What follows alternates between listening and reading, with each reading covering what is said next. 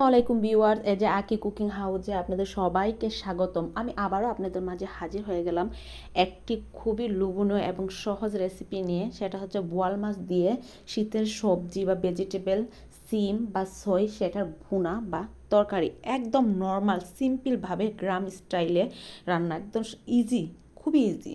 তার জন্য ফার্স্টে আমি কয়েক টুকরো বোয়াল মাছ নিয়ে নিলাম, 7 থেকে 8 পিস বা 10 পিসের মতো বোয়াল মাছ পিস নিয়ে নিলাম 1 কেজির মতো আপনার সিম।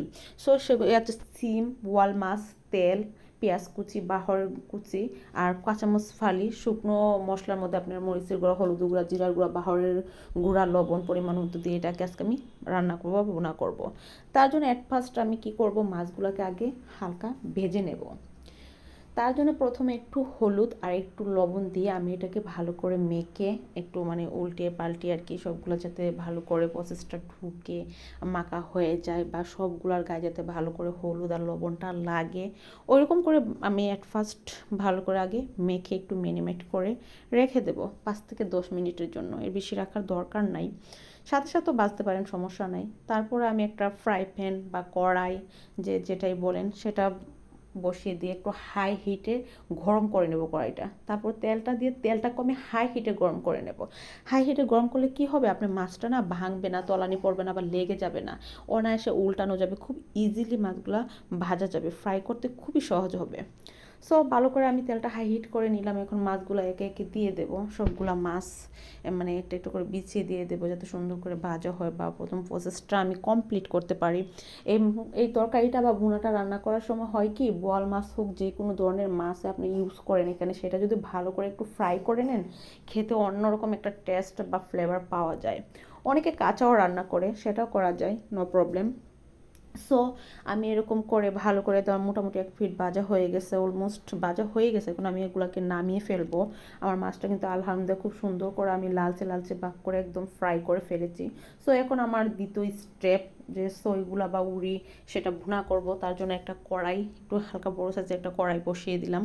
আপনাদের সাইজ অনুযায়ী বা তরকারি পরিমাণ অনুযায়ী সবজিটা বসাতে পারেন। সো বসিয়ে দিয়ে আমি এটা দিয়ে দিব পরিমাণ মতো একটু তেল, কারণ উড়িগুলাকে ভাজতে হবে।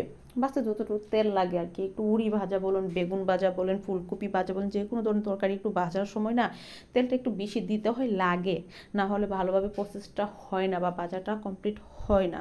সো তার জন্য তেলটা দিয়ে দিলাম, তাটাকে ভালোভাবে হাই হিট করে নেব। তাহলে ওই যে আগের কথাই, হাই হিট যদি করে নিই তাহলে আর সবজিটা লাগবে না বা উড়িগুলো লেগে যাবে না, অনায়াসে সুন্দরভাবে ভাজা হবে, তলানি পড়বে না বা পুড়ে যাবে না। সো এখন হাই হিট হয়ে গেছে। এখন আমি কি করব, এখানে যে পেঁয়াজ কুচি করে রেখেছিলাম সেই পেঁয়াজ কুচিগুলো এখানে দিয়ে দেবো, কাঁচা পেঁয়াজ কুচিগুলো আছে এগুলো দিয়ে দেবো। তেলটা আমার প্রচুর হাই হিট হয়ে গেছে, দেখে বুঝতেই পারতেছেন। সো হাই হিট করা নিয়ে চেষ্টা করবেন, তাহলে আপনাদের রান্নার প্রচেষ্টা খুব ভালো হবে, লাগবে না, পুড়বে না। সো এটা কাঁচা কাঁচা থাকা অবস্থা না, এটা কিন্তু আমি ভালো করে ভাজবো না, কাঁচা কাঁচা রেখে একটা দুইটা উল্টান দিয়ে কাঁচা রেখে আমি ওই যে সিমগুলা কেটে বেছে রেখে দিয়েছিলাম সেগুলাকে এর মধ্যে অলরেডি আমি দিয়ে দেবো। কারণ দিয়ে দিলে কি হবে, পেঁয়াজটা যদি আমি ভেজে নেই তারপরে যদি আমি উড়িগুলা দিই তাহলে কিন্তু আমার পেঁয়াজ আর উড়ি বাঁচতে বাঁচতে পেঁয়াজগুলো জ্বলে যাবে বা কালচে হয়ে যাবে। সো পেঁয়াজ আর উড়িটা আমি একসাথে অ্যাড করে দিয়ে ভালো করে একটু হলুদ, হালকা একটু লবণ দিয়ে আর কি এগুলোকে ভালো করে আমি ভেজে নেব। এখন অন্য কোনো আর মশলা দেওয়ার দরকার নাই, জাস্ট শুধু একটু হলুদ আর একটু লবণ দিয়ে উড়িগুলাকে পেঁয়াজের সাথে ভালোভাবে ফ্রাই করে নেব। আর উড়ির ভুনা বা তরকারি বা যেটাই বলেন সেটা রান্না করার সময় না এমন যদি একটু লেগে না যায় বা সিমগুলো যদি একটু পুরা পুরা না হয়, খেতে না তেমন একটা টেস্ট আসে না বা ভালো লাগে না। তার জন্য আমি এগুলাকে একটু ভালো করে লালচে লালচে করে ভেজে নিলাম।